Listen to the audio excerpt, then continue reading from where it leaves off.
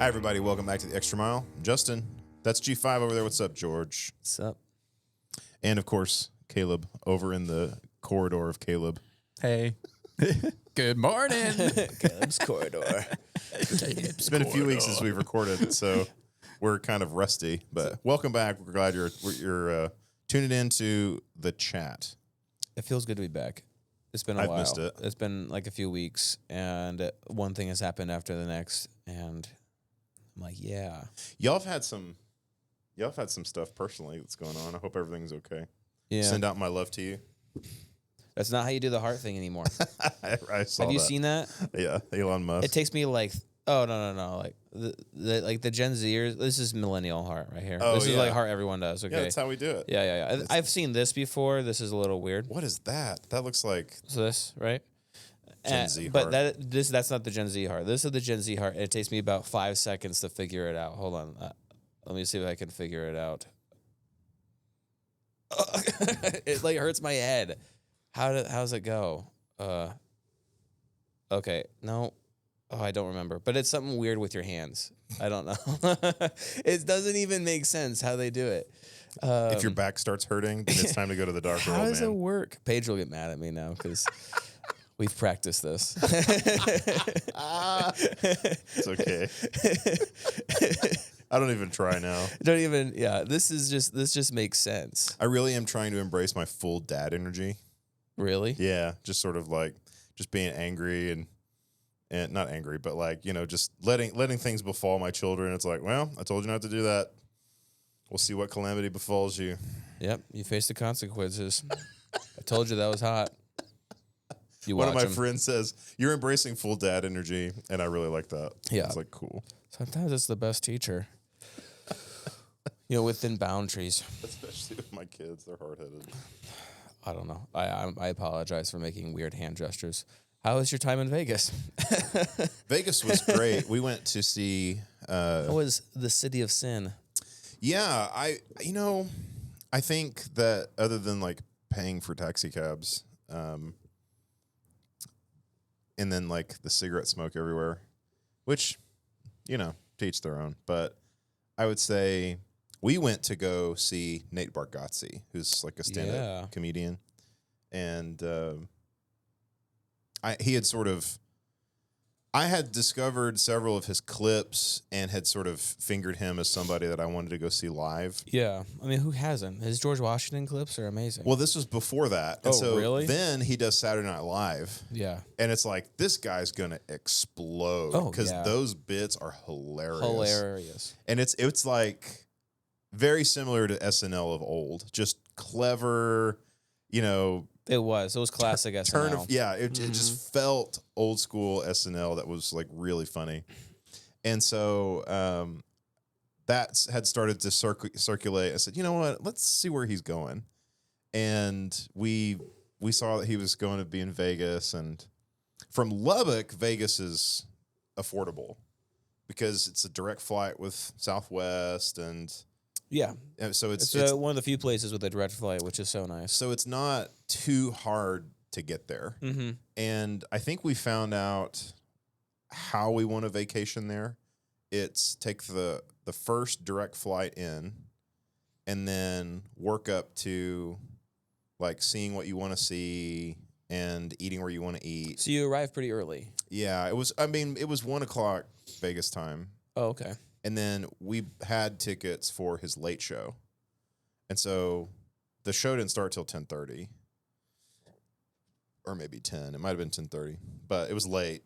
So much so that we were like downing espresso and coffee. Like, oh, it's 9:40. We got to go get coffee.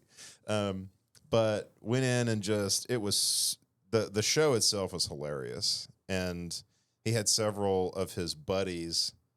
And he completely recognizes that he's in the light, like in the limelight right now, Mm-hmm. and that people are looking at him and people want to know his opinion, and they're just the public is fascinated with him as a person. So they're digging into all his personal business, and so he's completely aware that fame has hit him. Yeah. And he really hasn't. It doesn't seem like he's lost it. And so my hope is that He doesn't. He doesn't.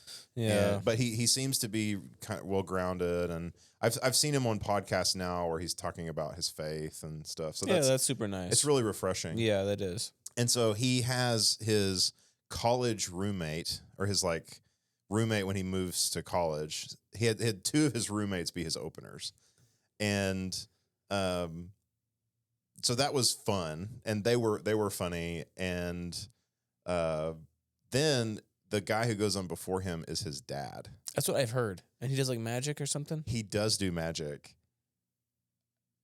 That guy has charisma oozing out of him. Really? He is. I just sort of, like when you're observing a masterclass of somebody who's a showman, like a true vaudevillian, this guy knows how to work a room. Really? And he was hilarious. And I might steal one or two of his little side gigs that I could do, but just how how his whole presentation was just absolutely funny. He did audience participation, and was it a small, intimate room? It was a theater, so there was probably 450 of us, 500. Oh, that's big. Yeah. Of course, like a properly built theater, you never feel too far away. Really? Yeah. It's like the theaters that we have in Lubbock are more like band halls. Yeah, they are. And so you're 90 feet, 100 feet away, but in that room, you're more higher. So like you kind of are in this array above people. That's how like you go to Broadway and most of the theaters are built up. Interesting. So you're never really too far away from the action.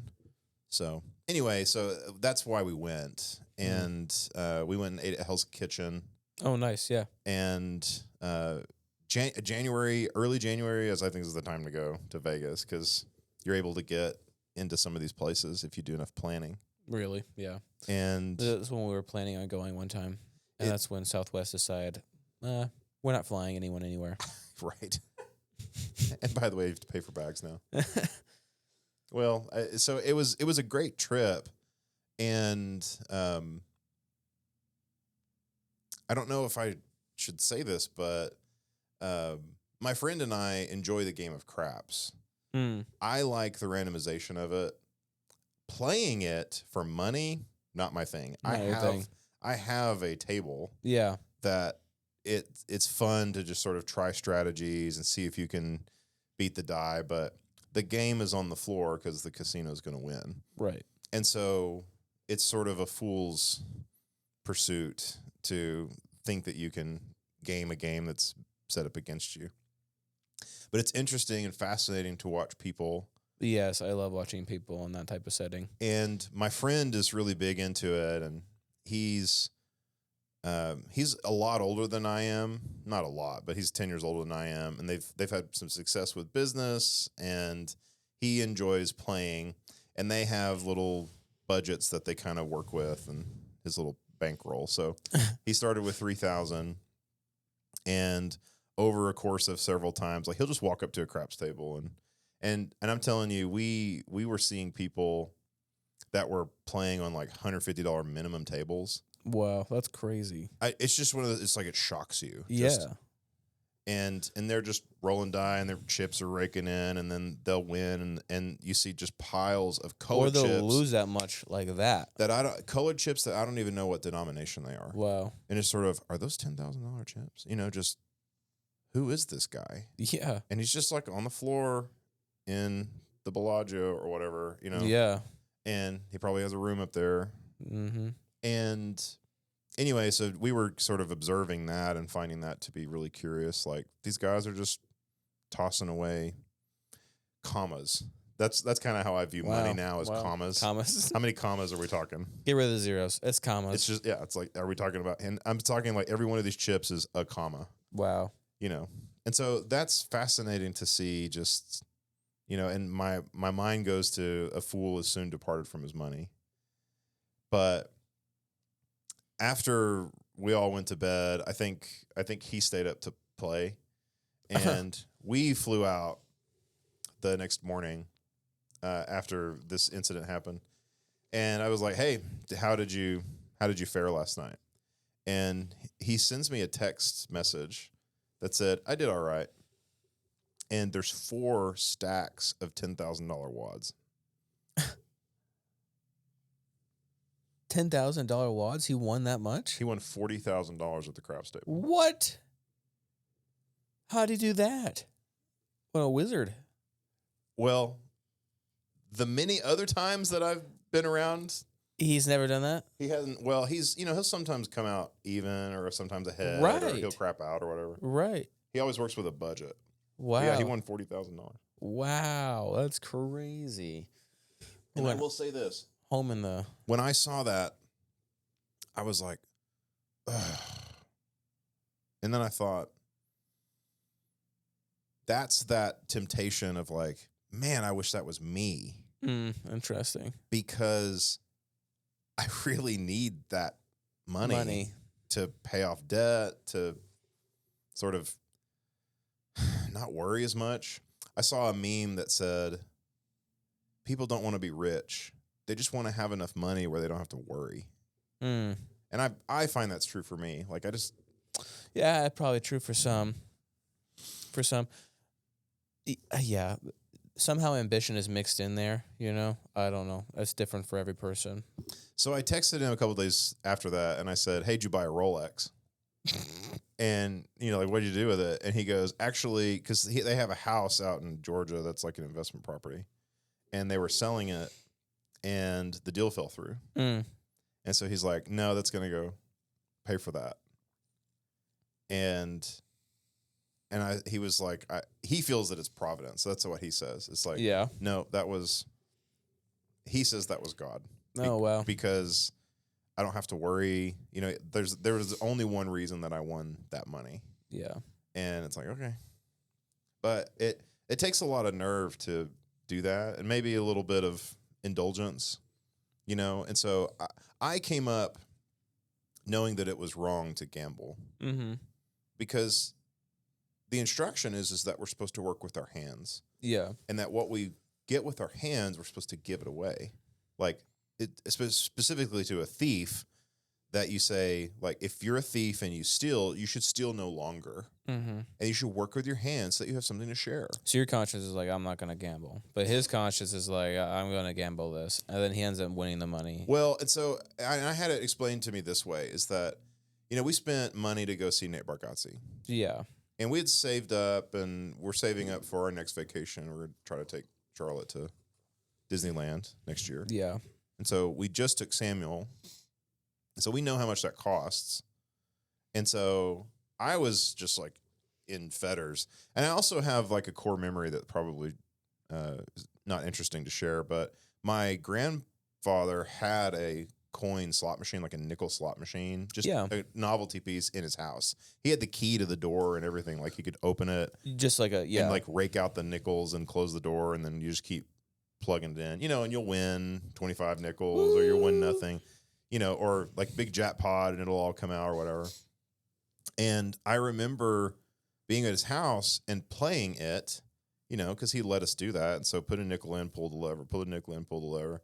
And I eventually, thinking, oh, well, like, it'll give me more. It always does. And I eventually ran out of nickels, taking them out of the tray, putting them back in the machine. And I told my grandfather, hey, we're out. Do you have any more? And he got really mad at me.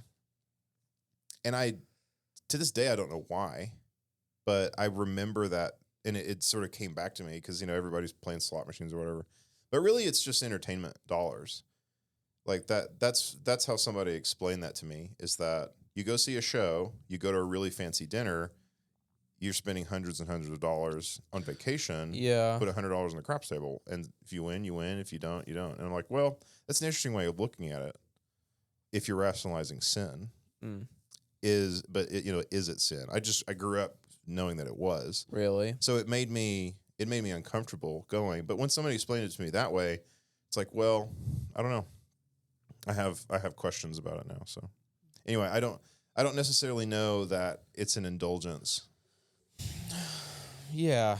Well, I don't know. I don't know if we're going to a conversation like this. Well, we can edit that out. No, it's fine. It's an interesting one. I've been asked this before. I don't have a direct answer. I know Christians who, literally save up money, and they enjoy going to like a casino. They go to maybe like a resort or somewhere in Oklahoma and has a casino, and they'll spend that money on them, and that's like their vacation. That's like their entertainment in a sense, And that's right? that's what people were explaining to me. And you're not going to find a verse that says gambling is a sin, in the sense that we're talking today.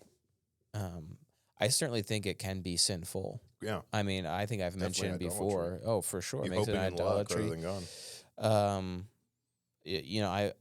When I go and I people watch, it's sad to see people, especially the older people. That they're spending their Social Security right there at that machine, and they're just pressing that button over and over again, and they have their walker, and that's just their life, and that's really, to me, that just depresses me.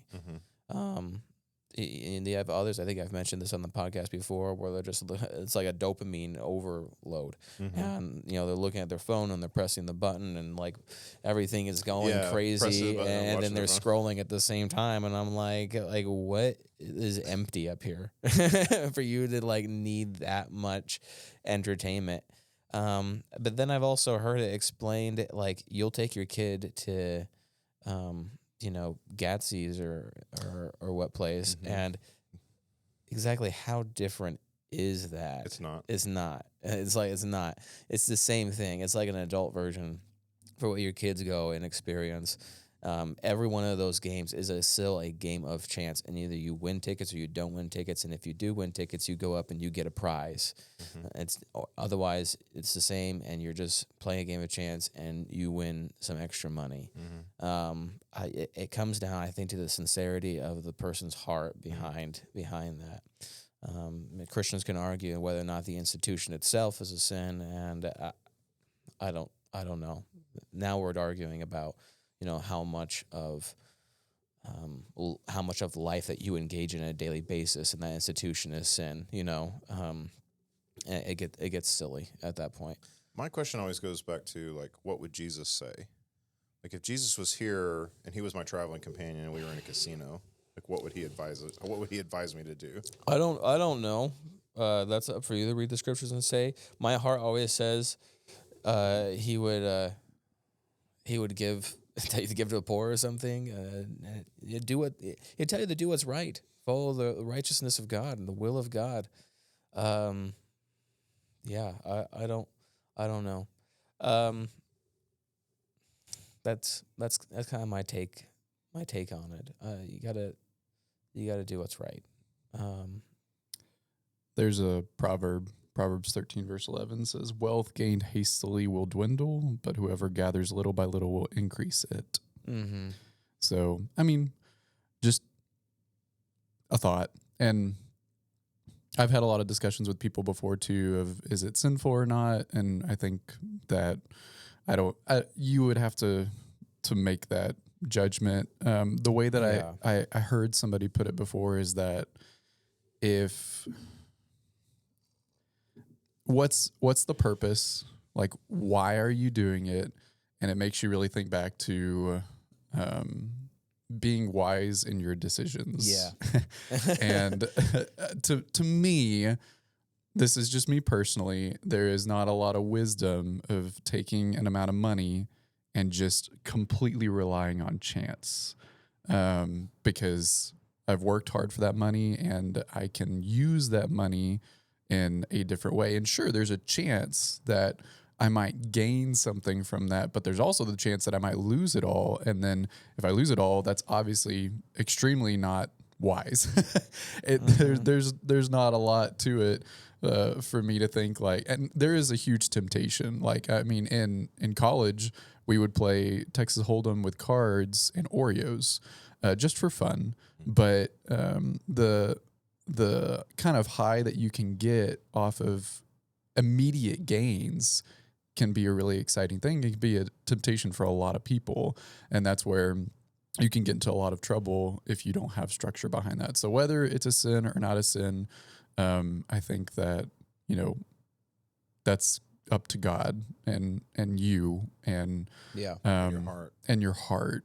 Yeah. So, like George said, there's no place scripturally where it exactly says, gambling is a sin, but there's a lot of other scriptures that talk about the wisdom of how you spend your money and how you save it and what you do with it. So Yeah, I agree. And so the scriptures are there to provide for your conscience wisdom, and it's giving you a lot of examples. Of like, you need to check your heart. Is this greed? If it's greed, then yeah, this is a problem. Yeah. And so you just need to look at yourself. 1 Corinthians 6:12, right? All things are lawful to me, but all things are helpful. Not everything's profitable. Yeah, exactly. So you just gotta really check yourself and realize, for many people, you're going into like also an addictive environment. Like the dopamine level It's literally is designed to do that. But at the same time, so is TikTok. And so, and this is where we just gotta be aware of things. We gotta check our own hearts and realize, what are we pursuing? When you were speaking just now, my mind lighted on a parable of Jesus and how the king would give money to investors, basically as servants, and then go and invest this money.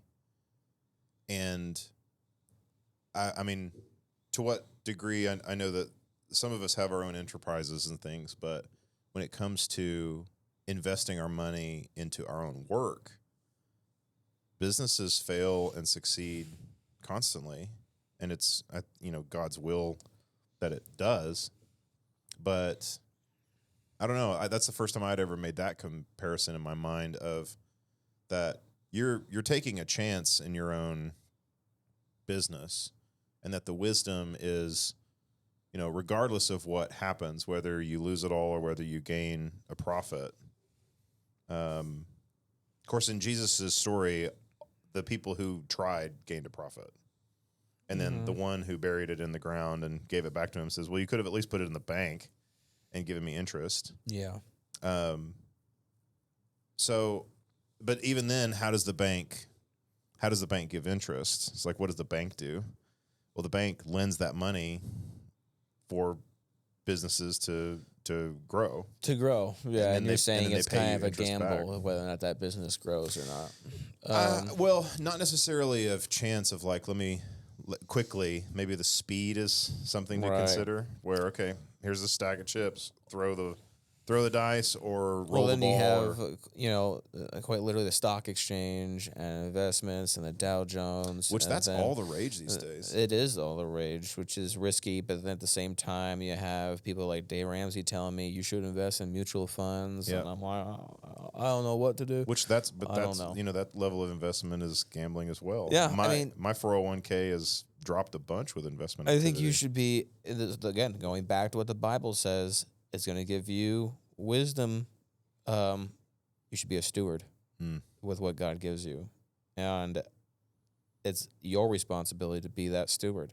And you have to make the decision whether or not that's going to be the right decision. You have to be decisive enough to say, yeah, I think this is a sense of stewardship. I'm going to place my money here. And you have to be okay with that. Your conscience has to be okay with that. And I also know that, at least from my study of the way, is that when you rely on yourself or chance, you're not relying on the right thing. Yeah. And that if you rely on God, if you give it over to Him, that then if it's in line with what God wants to happen, then it'll happen.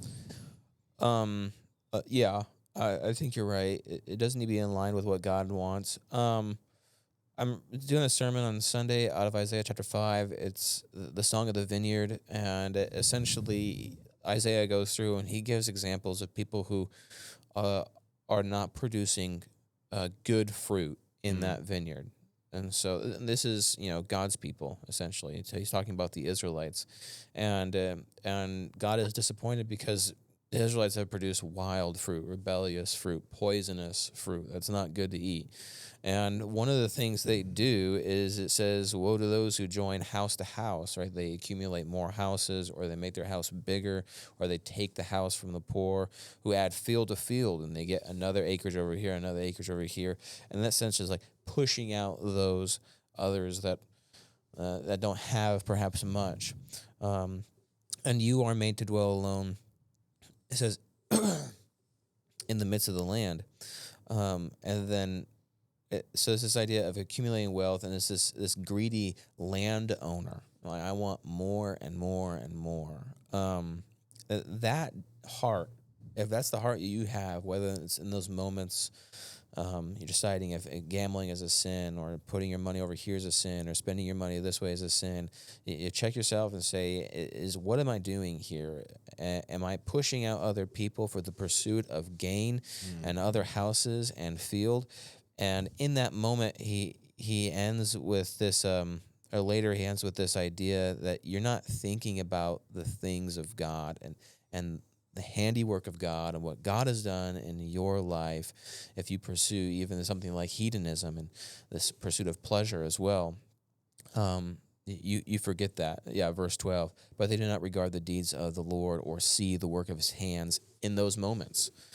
And so I think often if we want to make sure we're doing the right thing, and we need to remember what God has done for us, what he can do for us in our life, be good stewards, knowing that God is, at work as well in our lives. I need to be doing the right thing.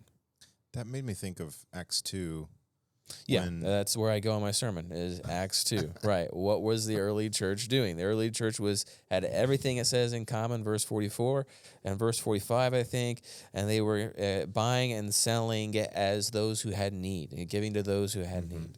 That's Selling their what own God's property. people should be doing, yeah. And that, I think that in a way, it seems really beautiful that It does. we give because God gave to us. Mm-hmm. We love because Jesus and God love us. Yeah. And that's the hinging of all the commandments. Love God, love your neighbor as yourself. Yeah. And who's my neighbor? Who's my neighbor? Man, and that's where, that verse scares me, that if I'm not saying it's wrong to be a wealthy person and part of God's family, but if I'm a wealthy person in God's family, and I read that verse, I'd be quaking in my boots. You better hope that your conscience is right. It's it just easier. is. I mean, his and that's warning. when I look at my life and I think, I'm happy to be a layman. Well, but I'm then happy to be a person in need. we talk about this a lot, because we're obviously sitting in a heated room, Yeah. talking about these things, and there are people around the world who are brothers and sisters in Christ, who are made in the image of God around the world, who don't have a cup to drink coffee from. For sure. And so my hope is that my heart is open to, being one with Jesus and God, and that, even though I might not be as wealthy as some, I know that I'm much more off than most. As we're kind of finishing off kind of that thought, maybe something that's a little adjacent is, it reminds me of Harry Potter, where Harry Potter in book 1 goes into that room and he's hiding and he finds the mirror of Erised, which is a desire spelled backwards, and he looks in the mirror and he sees what he desires. What a most. great thought exercise! It's so what great. would you see in the mirror of Erised? What would you see? Yeah, exactly. What is your desire? And his friend comes, Harry Potter sees his family, but his friend comes and he sees himself head boy, and as the Quidditch champion, and it's glory. And Dumbledore says, why are you to dwell on dreams? It's not good for you to dwell on dreams and forget your life. And he says, these things are just a distraction. It's not even good. People have, he says in the story, people have wasted away looking into the mirror forever, right? How often have we wasted away looking at our dreams, scrolling through on our mirror, which is our phone, or whatever it is that you desire? And I think sometimes we got to check ourselves. We got to look in the mirror and see, what is it that I am desiring? As you said, a layman, like what good could we be harvesting and growing for the kingdom? Yeah. Now. Yeah. Dumbledore says a perfect person would look in and only see his Himself. reflection. Yeah. And It's amazing. it's great. It's a great point. When we look in the mirror, we should be able to see that we are right with God. Isn't that amazing how that rings so true? Mm-hmm. Just sort of as an archetype of humankind. For sure. And I mean, there has, if that is good, then there's Jesus there. You know, God is there. God is in all things that are good. For sure. And so when we look at God, do we see something that's wanting or lacking? Do we see what we want to become? Do we see something that inspires us to be sanctified and holy? Mm-hmm. You know, we're not supposed to cast our pearls before swine. I still don't even know what that means. It's a sense of discernment. It goes back to what we were talking about, right? Whether or not we do this or don't do this, we need to discern. Are we throwing our pearls before dogs or to swine and throwing them in the mud with swine so that they may trample on us? If we don't have right discernment, those things are going to turn around and bite us in the butt. And that's what it's saying. He's like, don't throw what is holy away. That's another layer, isn't it? Like you don't want to throw your pearls on the craps table and see it be wasted away. Yeah. When it could have gone to something that you need to have would have proper been edifying for discernment. You got to look at things biblically, the biblical perspective. But I think that's, it's a good place to end. What do you think? Once again, I feel like we are talking about spiritual matters and that the wisdom of God is, it's so fascinating. Yeah. I don't know. When I thinking about the mirror of Erised, when I look at that, what do I want? I don't know. I think it's what you pray for, like really and earnestly in your heart. Mm-hmm. It's our conduit to the one who truly gives. It's a good time when you're looking in the mirror, is though when you're praying, for sure. But wisdom and discernment and to not be led into temptation. That's what we're taught to ask for. And I think that that's great. So anyway, that's a good conversation. Thanks. Yeah. Go so. If you want to know more about the Bible or you have any questions, our email is in the description below. You can DM us. We'd love to hear from you. And if you're looking for a church family or you're in the Lubbock area, we invite you to come visit and hang out with us in Milwaukee. We love for you to find a church who practices the love of Christ.